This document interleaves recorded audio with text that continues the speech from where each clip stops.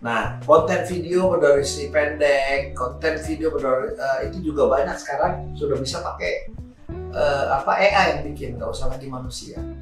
Ya, kita sering nonton di YouTube, ya, Reels Instagram, TikTok, lalu kita lihat juga pembawa acara, ternyata sekarang sudah AI, nggak perlu lagi manusia. Nah, ini menarik sekali. Ya, lanjut. Oke, sekarang kita sudah cukup bicara tentang strategi pemasaran, perencanaan pembuatannya. Kita masuk kepada implementasi strategi pemasaran di Indonesia. Ya, nah kita akan menggunakan pendekatan SWOT, Strength, Weakness, Opportunity, Threat, atau kekuatan, kelemahan, peluang, dan ancaman. Ya, ini menarik nih. Kalau strength dan weakness, kekuatan dan kelemahan itu internal kita di dalam kita. Tapi kalau peluang dan ancaman itu dari luar, eksternal. Nah, kita lihat sekarang kekuatan internalnya pasar Indonesia itu apa? Satu, pasar Indonesia itu besar dan tumbuh pesat. Ya, saat ini populasi lebih dari 270 juta orang. Ya, dengan kelas menengah terus berkembang, walaupun daya belinya sedang menurun di tahun 2017 sampai 2024 ini. Ya, kita harapkan pemerintahan baru Indonesia, ya, di era Pak Prabowo dan seterusnya bisa menaikkan lagi kelas menengah yang sempat terpuruk, ya, karena fokus di era sebelumnya adalah pembuatan infrastruktur yang mana untuk membuatnya membutuhkan modal yang besar dan itu bukan kelas menengah hari ini, itu kelas atas. Ya,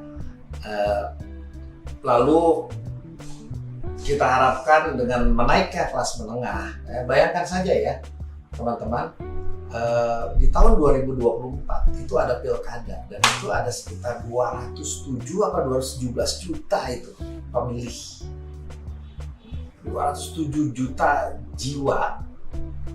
Wow, berarti cuma sekitar 60 juta yang anak-anak yang nggak bisa memilih umur di bawah 17 tahun. Tapi 200 jutanya itu punya daya beli karena orang yang sudah dewasa, sudah punya KTP. Ini merupakan permintaan yang besar untuk beragam produk dan layanan. Bayangkan dengan Belanda yang 30-an juta aja orang. Bayangkan dengan Malaysia yang cuma 70, di bawah 100 juta orang. Indonesia besar sekali. Ya. Dan dengan menggunakan teknologi dan internet yang tinggi, Indonesia sudah besar sekali ya. Menggunakan internet dan handphone, smartphone ya. Ini membuat penggunaan media sosial untuk promosi ya, iklan di internet, pemasaran digital jadi lebih efektif dan biayanya jauh lebih rendah. Akibatnya sekarang banyak perusahaan memanfaatkan platform digital seperti Instagram, TikTok ya, dan beragam marketplace di e-commerce untuk menjangkau konsumen. Ini kekuatan kita. Dan ini harus dimanfaatkan oleh seluruh UKM. Sekarang kita bahas kelemahan yang ada.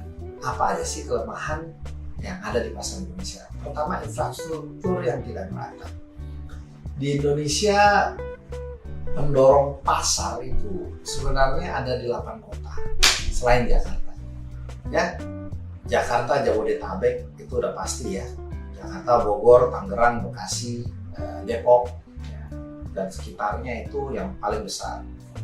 Lalu ada Bandung, ya, ada Semarang, ada Jogja, ada Surabaya, ada Makassar, ada Medan, ya. Nah, ini. Lalu orang nambahkan lagi Bali, itu pasarnya lumayan, Bali, ya, Palembang, walaupun nggak sebesar yang lain. Ini adalah kota-kota yang daya belinya cukup besar dan menjadi pendorong pertumbuhan. Kadang-kadang kita nggak usah fokus ke daerah yang kecil, kita fokus ke 10 itu aja, wow, itu udah gede sekali. Masalah, kenapa begitu? Karena ternyata di luar 10 yang itu, infrastruktur dan daya belinya tidak merata. Ya, khususnya di daerah terpencil, kita kenal 3T. Terpencil, tertinggal, ya, lalu yang di perbatasan tuh, ya, ini nih, ya, jadi satu isu buat kita. Yang kedua adalah persaingan yang ketat, ya, karena semua mainnya ke sana. Kita punya 60 jutaan UKM di Indonesia dan semuanya main di e-commerce, ya. Sementara barangnya ternyata kebanyakan impor dari Cina, dari luar negeri, dari Vietnam. Barangnya sama sumbernya, pemasuknya barangnya sama, bahkan mainnya thrifting, barang bekas yang dijual lagi di Indonesia.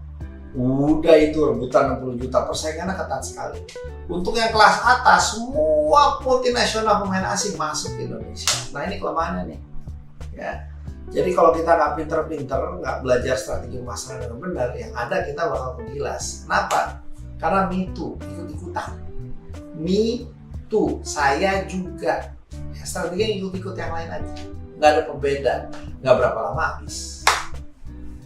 Saya perhatikan beberapa bisnis itu meledak di 1-2 tahun aja. Setelah 3 tahun turun, tahun keempat hilang.